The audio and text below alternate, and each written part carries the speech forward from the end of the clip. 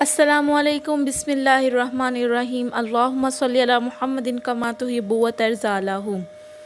علامہ لاہوتی فرماتے ہیں، پچھلے دنوں میں جمعہ کی نماز پڑھنے مسجد گیا۔ ایک صاحب نے مجھے پہچان لیا، بہت اصرار کیا، آخر وہ صاحب مجھے اپنے گھر لے آئے۔ کہنے لگے، مجھے جنات قابو کرنے کا بہت شوق ہے، اس کے لیے میں بے شمار عمل کر چکا ہوں، میرا کوئی عمل بھی کامیاب نہیں ہوا۔ میں نے انہیں اپنے نانا کا ایک واقعہ سنایا کہ جن کے ذریعے میں نے روحانیت، عملیات، لاہوت، ملکوت، جبروت، ناسوت اور پراسرار علم اور پراسرار قوتوں تک رسائی پانے میں بہت مدد اور رہبری ملی۔ ہاں، مجھے اس بات کا اعتراف ہے کہ صحابی بابا، حاجی صاحب اور دیگر جنات جو بچپن سے میری ہر قدم پر رہبری اور رہنمائی کر رہے ہیں، اور اب میں جو کچھ بھی ہوں، محض اللہ جل شانہ کے فضل اور اولیاء جنات کے طفیل ہوں۔ وہاں میں اپنے نانا مرحوم کی بے لوث خدمات کو نظر انداز نہیں کر سکتا۔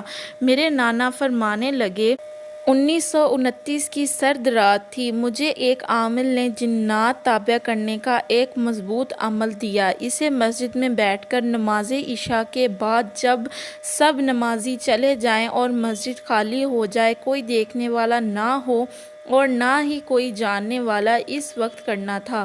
میں نے سفید کپڑے پہن کر، خوشبو لگا کر وہ عمل پڑھنا شروع کر دیا۔ عمل اتنا جلالی تھا کہ کچھ دیر پہلے مجھے سخت سردی محسوس ہونا شروع ہو رہی تھی، لیکن چند لمحوں کے بعد میں پسینے میں شرابور ہو گیا اور مجھے گرمی لگنا شروع ہو گئی۔ میں عمل پڑھتا رہا۔ عمل کی تھوڑی دیر میں مسجد کی صف لپٹنا شروع ہوئی اور کسی غیبی طاقت نے مجھے بھی اس مسجد کی صف میں لپیٹ کر مسجد کے کونے میں کھڑا کر دیا۔ لپیٹنا اتنا سخت تھا کہ میں نکلنا چاہتا بھی تو نہیں نکل سکتا تھا۔ آخر بہت دیر کی سخت کوشش کے بعد میں صف سے نکلا۔ میں صف بچھا کر پھر پڑھنے بیٹھ گیا، کیونکہ اس وقت مجھ پر عمل کا جنون سوار تھا۔ مجھے اس وقت ہلکی سی خوف کی لہر محسوس ہوئی، لیکن میں خوفزدہ نہ ہوا اور پھر پہلے سے بھی زیادہ طاقت اور یقین کی قوت سے پڑھنے بیٹھ گیا۔ دری پھر لپٹی، پھر کسی طاقت نے مجھے پہلے سے بھی زیادہ سخت انداز میں لپیٹ کر کمرے کے کونے میں کھڑا کر دیا۔ ایسے محسوس ہوتا تھا کہ جیسے کسی نے مجھے رسے کے ساتھ لپیٹ کر باندھ دیا ہو۔ بہت گھنٹوں کی کوشش کے بعد صف سے نکلنے میں خلاصی پائی۔ چونکہ عشق پاگل ہوتا ہے، لہٰذا پھر پڑھنے بیٹھ گیا۔ پھر تیسری بار ایسے ہوا۔ اس کشمکش میں سردیوں کی لمبی رات گزر گئی۔ فجر کی اذانیں ہونے لگیں۔ فوراً مسجد کی صف کو سیدھا کیا۔ مؤذن آیا، اسے احساس تک نہ ہونے دیا۔ دوسری رات پھر مسجد میں پہنچ گیا۔ اب صورتحال یہ ہوئی، جب میں پڑھنے کے لیے بیٹھا تو سخت آندھی چلی۔ مسجد کے دروازے، کھڑکیاں بند تھیں۔ دھماکے سے سب کھل گئیں اور مسجد کی چٹائیاں اور دریاں سب میرے اوپر ڈھیر ہو گئیں اور میں ان کے نیچے دب گیا، اتنا دبا کہ میرا سانس گھٹنے لگا۔ بہت کوشش اور محنت کے بعد، چونکہ جوانی کی طاقت بھی تھی، ان دریوں کو ہٹایا، کھڑکیاں دروازے بند کیے اور پھر پڑھنے بیٹھ گیا۔ تھوڑی دیر کے بعد یکایک سخت آندھیوں کا بگولا آیا، پھر وہی ہوا جو پہلے ہوا تھا۔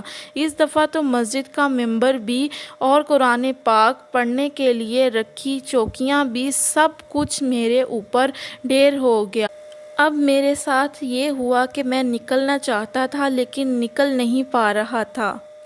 محسوس ہوا کوئی طاقت مجھے جھکڑے ہوئے ہے، جو میری مزاحمت کا توڑ کر رہی ہے، حتیٰ کہ میری طاقت جواب دے گئی۔ تھک ہار کر مایوس ہو کر بیٹھ گیا۔ اب کیا کر سکتا ہوں؟ اچانک خیال آیا، آیت الکرسی پڑھوں۔ بہت دیر تک آیت الکرسی پڑھتا رہا، پھر وہ سامان ہٹایا تو آہستہ آہستہ ہٹتا گیا۔ یوں ساری رات پھر گزر گئی۔ مسجد کی دریاں، چٹائیاں، جائے نماز، ممبر، ہر چیز کو سلیقہ دیا۔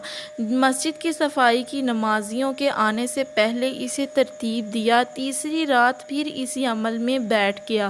اب ایسا ہوا کہ کالے سیاہ مکوڑے میرے ارد گرد جمع ہونا شروع ہو گئے۔ وہ میرے سر سے پاؤں تک چل پھر رہے تھے، کاٹتے تو نہ تھے، لیکن میں کوئی مکوڑا سر سے ہٹاتا تو بازو پر چڑھ جانا، بازو سے ہٹاتا تو کان پر ایک جگہ چھوڑتا تو دوسرے وہاں پہنچ جاتے۔ سینکڑوں ہزاروں کے قریب یہ مخلوق مسلسل میرا پیچھا کر رہی تھی، کوئی پل میں چین سے نہیں بیٹھ سکتا تھا۔ ان مکوڑوں سے نجات ملتی تو یہ پڑھائی کرتا، کوئی 7-8 جگہیں تبدیل کیں، چند لمحوں کے لیے پڑھنے بیٹھتا، مکوڑے وہیں پہنچ جاتے۔ یہ تیسری رات بھی یوں ہی اسی کشمکش اور پریشانی میں گزر گئی۔ دوسری مساجد سے فجر کی اذانوں کی آوازیں آنا شروع ہوئیں تو فوراً سب مکوڑے یکا یک غائب ہو گئے۔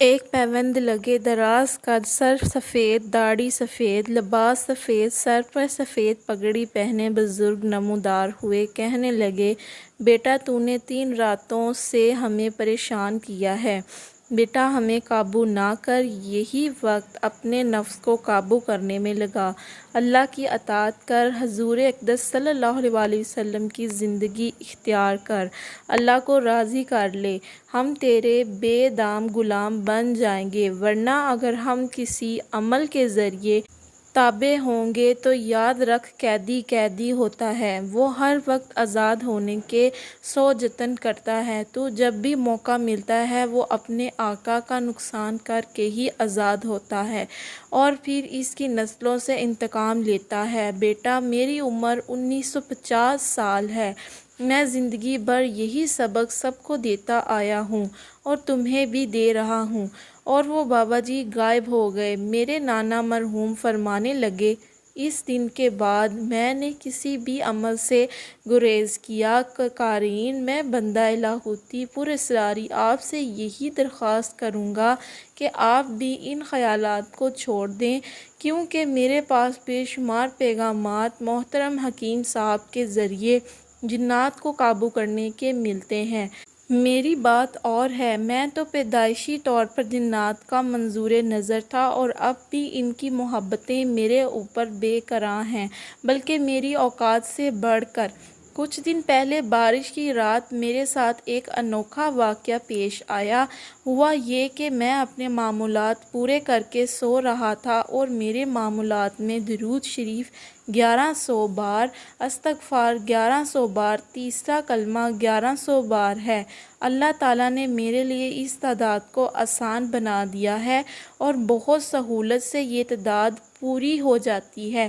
میں یہ عمل کر رہا تھا، جب میں تیسرے کلمے کی تعداد پر پہنچا تو میں نے محسوس کیا کہ آج کچھ مہمان میرے پاس ضرور آئیں گے۔ بس ایسے ہی دل میں خیال پیدا ہوا۔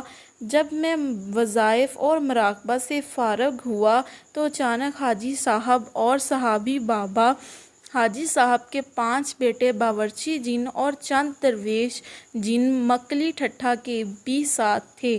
یہ وہ جنات تھے جو واقعی طاقتور جنات ہیں، کیونکہ میری نگرانی مکلی میں جنات کی بڑی جیل پر ہے اور وہ میرے ماتحت کام کرتے ہیں۔ میں نے شکوہ کیا کہ کئی راتوں کا تھکا ہوا ہوں، مجھے سونا تھا، آپ اچانک کیسے آ گئے؟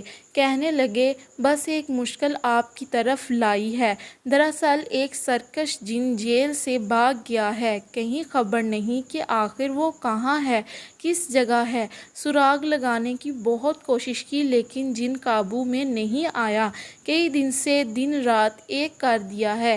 یہ ساری بات حاجی صاحب نے فرمائی، پھر فرمانے لگے، یہ جیل کے نگران ندامت اور پریشانی کے عالم میں میرے پاس آئے، کہہ رہے ہیں کہ ہم علامہ صاحب کو کیا منہ دکھائیں، کیونکہ انہوں نے تو یہ سب کچھ ہمارے ذمہ لگایا تھا۔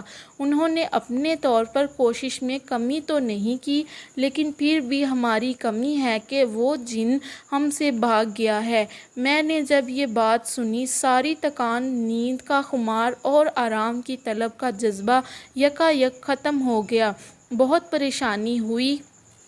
اب اس کا کیا کیا جائے؟ میں مراقب ہوا اور حضرت سلیمان علیہ السلام کا مراقبہ کیا جو وہ اکثر کرتے تھے اور جس کی وجہ سے جنات ان کے احاطۂ نظر سے باہر نہیں ہو سکتے تھے۔ بہت دیر مراقبے کے بعد اللہ کے دیے ہوئے علم میں سے روحانی علم نے مجھے بتایا کہ وہ سرکش جن مکڑی کی جیل سے نکل کر سیدھا سمندر کی طرف گیا اور سمندر کی اندھیری اور گہری تہوں میں بیٹھا ہوا ہے۔ اب اس کو تلاش کیسے کیا جائے؟ اس کے لیے میں نے حضرت سلیمان علیہ السلام کا وہ ورد جو انہوں نے ایک دفعہ مجھے حالت مراقبے میں بتایا تھا، اور ویسے بھی اگر کوئی چیز گم ہو گئی ہو اس کو تلاش کرنے میں تیر کی طرح ہے، میں نے وہ اسم جو قرآن کریم میں ہے یعنی فی سم الخیاط پڑھا، لیکن لاہوتی دنیا میں جا کر پڑھا۔ ویسے عام شخص وہ اسی عالم میں پڑھے تو بھی نفع ہوگا، سب کو اجازت ہے، بس اسی کو بکثرت کھلا پڑھنا ہے۔ خیر میں نے وہ اسم لاہوتی دنیا میں بکثرت پڑھا اور خوب پڑھا کہ میرا جسم پسینہ پسینہ ہو گیا، کیونکہ مجھے وہ جن مطلوب تھا۔ اس کا جرم یہ تھا کہ وہ لوگوں کے گھروں سے چوریاں کرتا، رقم زیور سونا چاندی ہیرے جواہرات اٹھاتا تھا، وہ عورتوں کے ساتھ زنا کرتا تھا، حالانکہ اس کا والد میرا بہت عرصے کا جاننے والا ہے جو کہ نہایت شریف آدمی ہے، کپڑے کا کام کرتا ہے۔ ویسے آخری عمر میں نے اس کے دادا کو بھی دیکھا جو کہ 1150 سال کی عمر میں فوت ہوئے تھے۔ پہلے بھی کئی بار اس نے چوری کی، لیکن طرفین کے درگزر سے ہمیشہ اس کو چھوڑ دیا اور معاف کر دیا گیا۔ اب اس نے پھر ایک بہت بڑا گناہ اور چوری کی تھی، پھر ہمارے نگران طاقتور جنات کے ہاتھوں پکڑا گیا اور اس کو بہت سخت جیل میں ڈالا۔ نیکسٹ ویڈیو میں آپ کو فی سم الخیاط کے شمسی معقلات کے بارے میں بتاؤں گی اور علامہ لاہوتی صاحب نے کس طرح اس سرکش جن کو اس اسم کے ذریعے پکڑا۔ اس کے لیے آپ میرے چینل کو سبسکرائب کریں اور ویڈیو کو لائک کریں تاکہ اس کا نیکسٹ پارٹ آپ تک بآسانی پہنچ سکے۔ اللہ حافظ، فی امان اللہ۔